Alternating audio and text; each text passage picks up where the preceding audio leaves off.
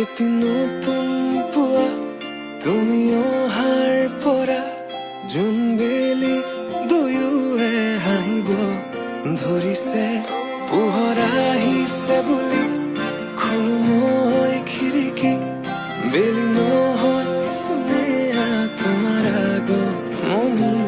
যদি কবি হওঁ মই কবিতাৰ ছন্দ, তুমি হবানে বগা কাগজৰ কলমৰ লিখনি। উদ্দেশ্য